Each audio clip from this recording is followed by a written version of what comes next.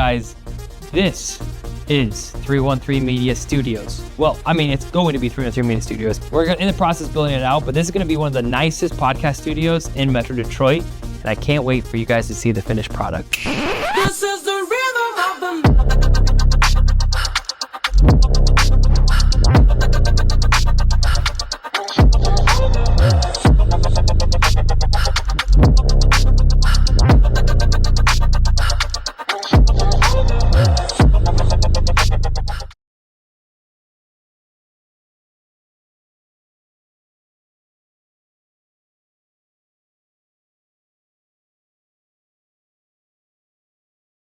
I think that most law firm owners have no clue who they are. Visionaries could do it all, they have done it all, but they don't have to. This is a shortcut. Fireproof is a shortcut. I am the issue spotter. If you're an absentee visionary, what is that going to tell them is okay at our firm? You don't wake up one morning and you're a business person. This stuff takes time and effort and energy. Leverage people based on their strengths rather than try to minimize their weaknesses.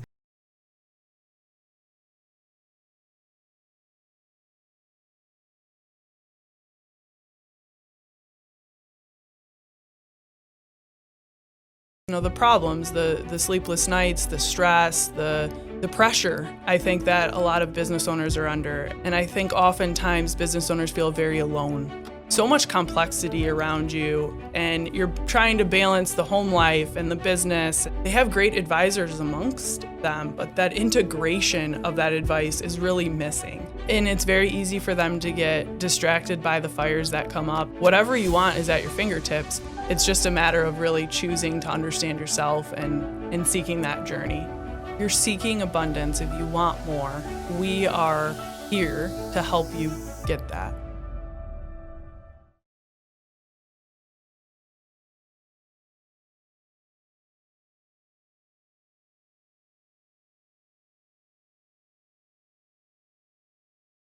There's not a more monetizable value-add platform than YouTube. I've worked with a person with 50 million followers on TikTok. They're not even clearing 6 figures. So I need 51 million. It's the number one way that people make decisions in their purchases is they go look for video content. They will quicker go to a social platform to learn about a business than they will the actual website. You know what the ROI is? Is that 3 years down the road, you're gonna be thanking yourself that you had content because you're gonna realize that 3 years down the road, you're like, we didn't. And the company, our competitor, is kicking our butt. If YouTube is not part of your business, your personal brand, you as a celebrity, like it's a fool's errand to not be there. If you're a business, you're looking to get started in YouTube, what's the first step?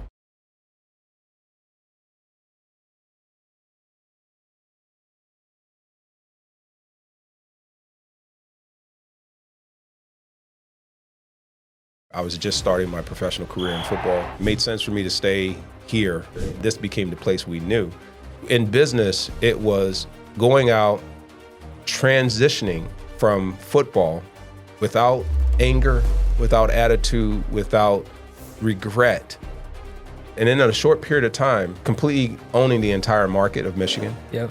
And then from there, taking over the entire Florida market and growing that one as well. I can personally see a direct correlation to the ups and downs of business and how that molded you to be able to take those hits. That constant growth and learning, which is what makes it so exciting. It's what gives you hope. No one wants their legacy to be buried and placed underneath something.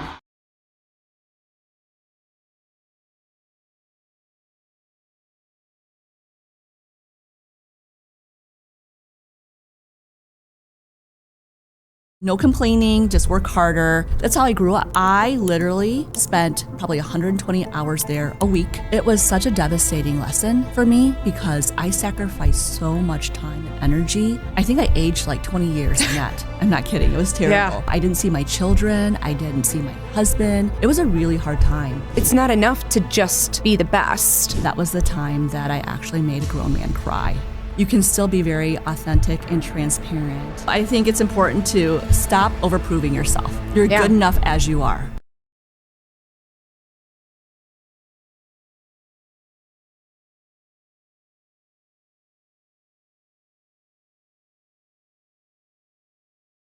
I want to give you a tour of what we're building. So, first room when you walk in, this is kind of like our guest lounge, guest waiting area. We're going to mount the TV. TV's going to be playing all the podcasts that we're producing from this area. Guests are going to come, mingle, wait. So we're going to be producing multiple shows here at the same time. And so those guests that are coming on those shows, business professionals, will have to wait here, meet other guests, opportunity for them to network and stuff like that. Over here, we have Herman's Studio. This is kind of like our flagship ESPN style set studio that's been built. And dude, it looks so good. There's 3 TVs on the wall, 2 TVs there. We can put branding, whatever people want there to kind of make sure their brand pops. And this studio is really ideal for creators, people that might have a product to sell. There's some partnerships we have that make it really, really cool to use. Cool conference room. Then down here, we have 3 other podcast studios that we're in the process of building out. They're not done yet, but I at least wanted to show you guys what we're doing before it's actually ready. This is one of the podcast rooms right here. There's so much we can do with this room. We currently are just kind of using it for if people already have gear, they can bring in their camera and stuff like that. Over here, one of my favorite rooms, this is our green screen room. We already have a couple clients using this space right now, and it's turning out because we can change the backdrop per client and kind of have each client have a unique experience. And this room is my absolute favorite room because we have a massive, massive space. And then this room is going to turn into one of the nicest podcast studios in Michigan. And if we want, we're going to put up the renderings.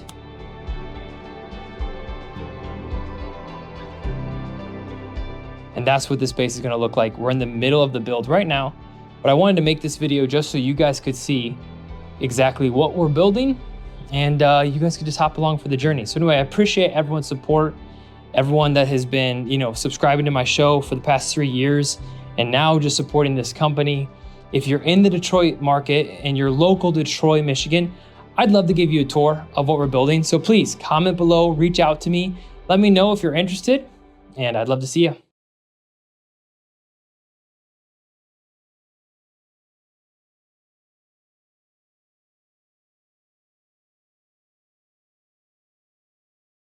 I remember the first time I got a $0 commission check. When you're married with kids at home, and that wasn't a good conversation. But when you really look at a check that says 0.00, you look in the mirror, and I remember that day I said that will never. It's kind of like a turtle cycle. You have to really know your product. Have to know your shit. Yeah. What's one piece of advice or one thing you would tell your younger self? You're not supposed to do it alone. Asking for help doesn't show weakness, it actually shows wisdom. If you don't write it, no one can read it. If you don't host the podcast, someone can't listen, someone can't hear it, someone can't be healed by it because you never did it.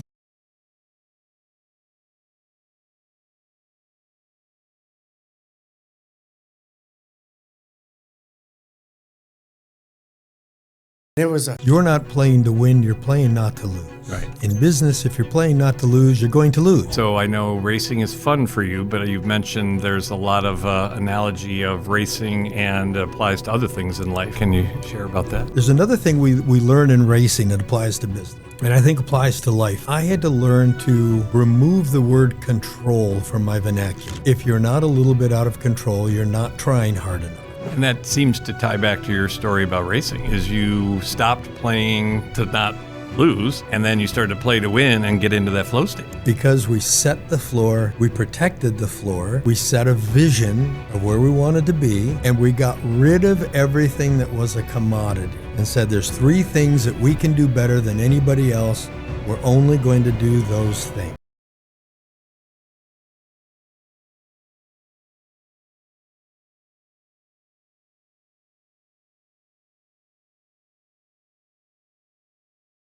Fist fight. It was like Rocky IV.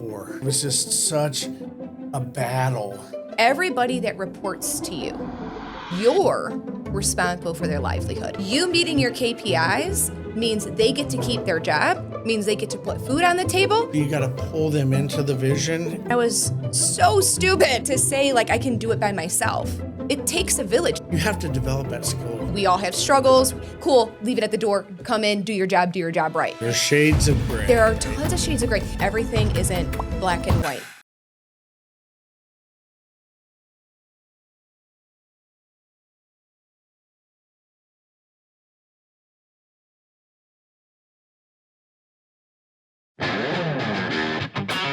A tree with strong roots doesn't fear the storm.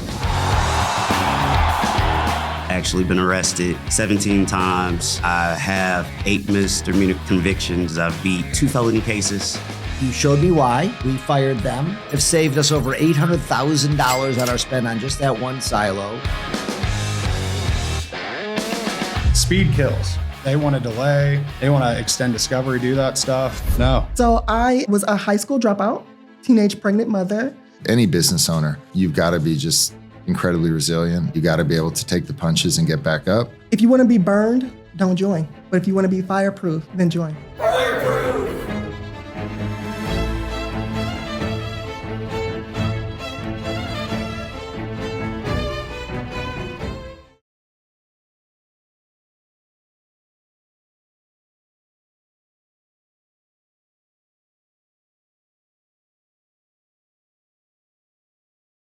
And those promises are everywhere on the internet right now. I just built a successful marketing campaign that generated 100 leads, and it took me 45 minutes. Download this and it's gonna solve your marketing problems, basically. And so I think it's a false prophet from a sense that we think there's a prompt out there, there's a tool out there, there's something that we can just plug into our existing business and it's gonna help us win. And that may or may not be the case. It sort of depends. It depends on what's already maybe exists at the underlying layer. And that's where I'm kind of saying you might want to pause for a second before you invest a bunch of money or try a bunch of tools that maybe don't cost a bunch of money, but cost you a bunch of time and a bunch of failures, only to realize that's not actually getting you to where you need to go.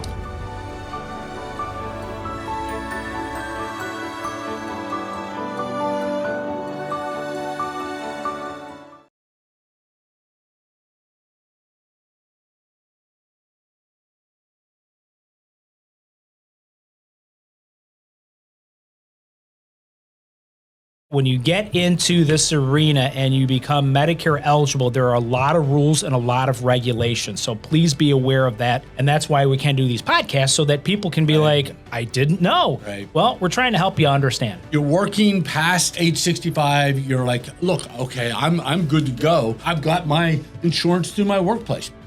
I don't need Medicare. I'm cool. Yeah. Right? Are you? For whatever reason, you push past that penalty is cumulative. And it also is a lifetime penalty. Yeah, the Part B is going to be a lifetime penalty. That does not go away. It doesn't go away. You don't get a break. You don't get, well, okay, I paid my dues. Yes, you will pay your dues in perpetuity. Yeah, it's a life sentence.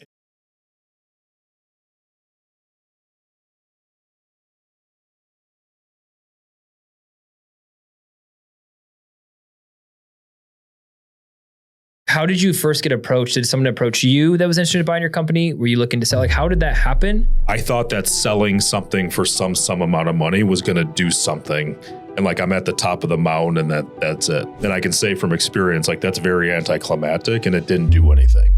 If anything, I think a lot more of my identity was tied up into the company than I thought. Sticking around for 2 years on something that I sold, thinking that it was going to continue to stay the same, was probably two of the most painful years I've ever had in my life. How do you grow companies in order to exit in a healthy way? Do that for yourself for the next minimum 3-5 years. And I thought, sell the company, take this chunk, and all these problems go away with it. And what the realization was, it just creates a new set of challenges. But the reality was I was burnt out. I didn't want to be the CEO of that company. If there's one lesson that is the main takeaway, what would that be?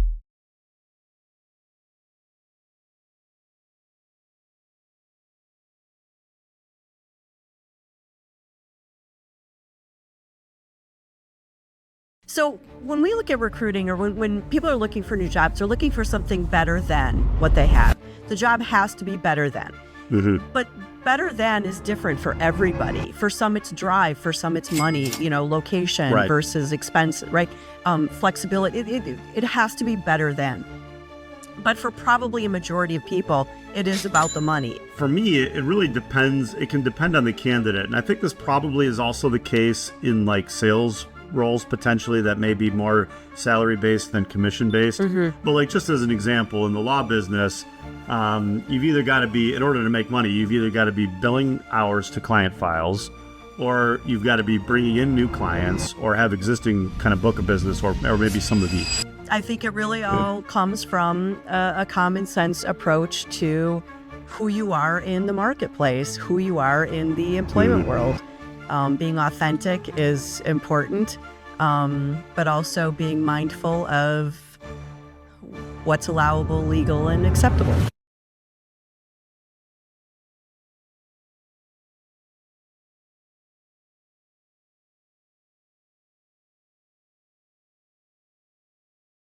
They came across this worm business, and it turned out to be a scam. It's a total pyramid scheme. Night crawlers are very finicky. They only reproduce in the wild. They take years to reach maturity. The average night crawler you fish with is probably 7 years old. So people need worms, Yes. and you're the worm guy. I had a vision, and I could see where the business could go. We thought there was a plan, but there really wasn't a plan. So it was a little bit, it was hard in the beginning. I was living with my dad at the time too. So when you're in your 20s, you're the smartest guy in the room. You know everything. You don't know anything. It's interesting as a second generation owner because that's a tough dance. Owners have blind spots, right? Oh, yeah. I mean, how do you deal with that?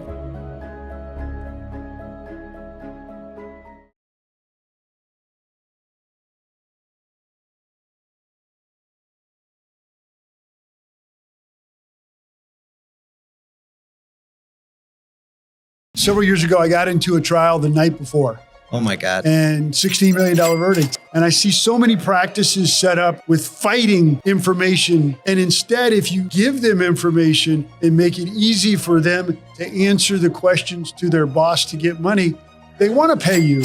What are the trial firms who aren't really trial firms doing before you get the case? The biggest thing is they let the defense dictate the tenor and the speed of the case. Obstacles are the way, they're not in the way. If I can't eat a goddamn can of sardines, how am I going to try a month-long case against the biggest law firms in the country? And I'm like, that is exactly what we do.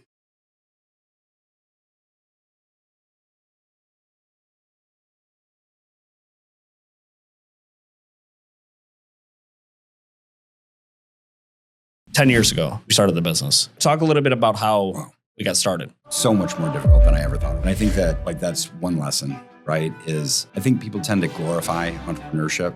People make it look so easy and, fake it till you make it. But it's much, much more difficult than people believe it is. I feel like it was like a hustle beyond that hustle of just like figuring shit out, right?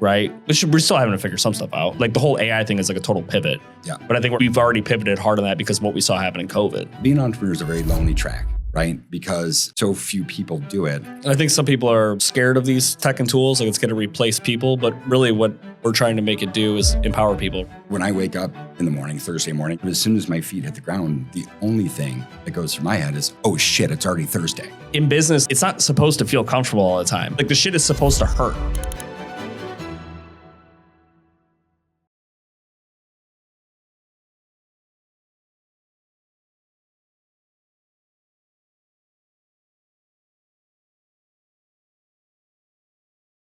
John Glahn, who has spent the last 13 years building Great Lakes Essential Power from the ground up, but also as a leadership team coach with Bloom Growth. But helping the people grow so that the company grows. And that's what the differentiator with Bloom Growth is, that we are focusing on the human to get the most out of the business. I now know I was just running from the business. I wasn't actively engaged emotionally. I was just in a ball. A lot of it was just beating myself up because I thought I'd really failed the company. But when you start measuring your vendors and your clients against that, you start realizing, man, it sucks doing business with people that suck.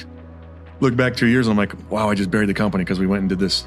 And my stubbornness, because you're just thinking of the big pie, but you haven't thought through all the steps potentially. The best mechanism is just finding the right-hand man or woman that you guys can really have that conversation with together inside the company.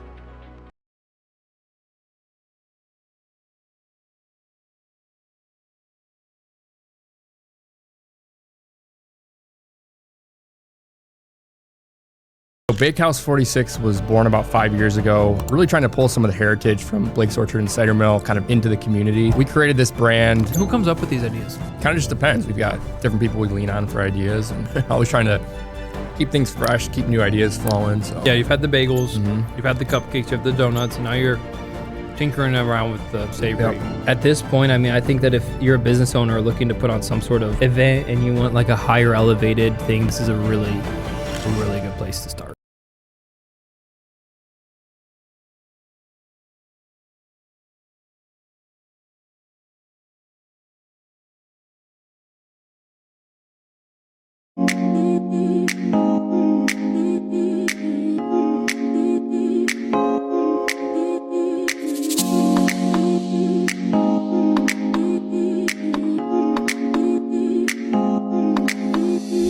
Guys, the build is becoming real. Like boxes and boxes and boxes every day. I'm just like, I don't know. I'm humbled by what is being built, and I'm really excited to show you guys everything that we're building. But yeah, guys, boxes. I don't know why I just said boxes, but that's what we're building. Super excited.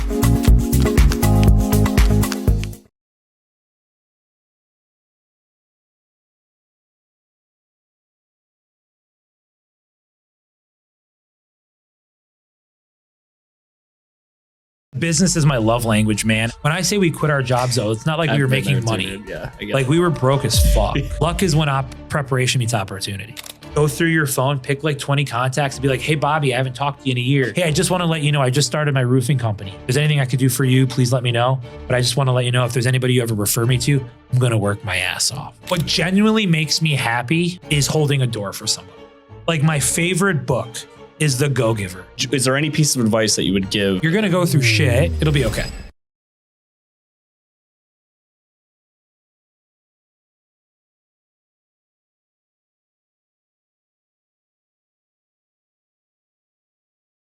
I always operate on the belief system that I'm going broke. There's generally way more failure in entrepreneurship than success. It's just kind of poke at as many points as they can poke at until something breaks through. If you are not, as a business owner, leveraging AI and at least willing to look at it, yes, you will fall behind. And how can you have a vision if you don't know that this platform exists? They're soaking it up and they're getting more efficient, and they're applying it to their worlds. You got to put Humpty Dumpty back together again. So got to reorganize it. Companies just spend a huge amount of time and money piecing that back together just to try to get back to work. It's like the arms race has just moved so much faster than it was moving even before. What's like the first step?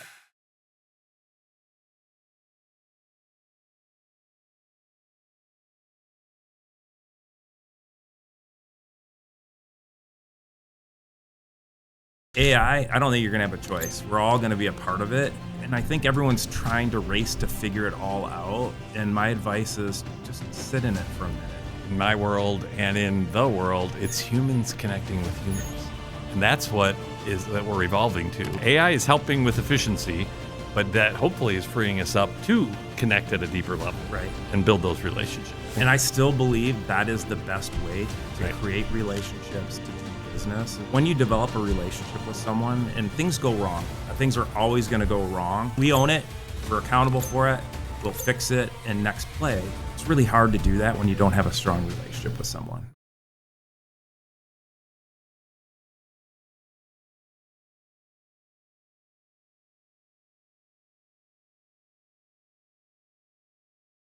Once the pathway assessment is done, the owner's got a real true picture of their landscape, what needs attention, where are the gaps, and then we go to work on fixing those. And so then we enter into the membership model and we continue from there. The focus shifts because the behavioral piece is really pivotal because it always starts with the owner. We as owners can't live under the myth that we got it all together and all this stuff that's going on in our company that's unworkable is somebody else's problem.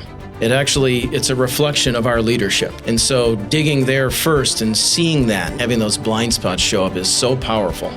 And then what it does is it now leads into different conversations, and now the culture starts to change, and then impact happens. And so we go from there.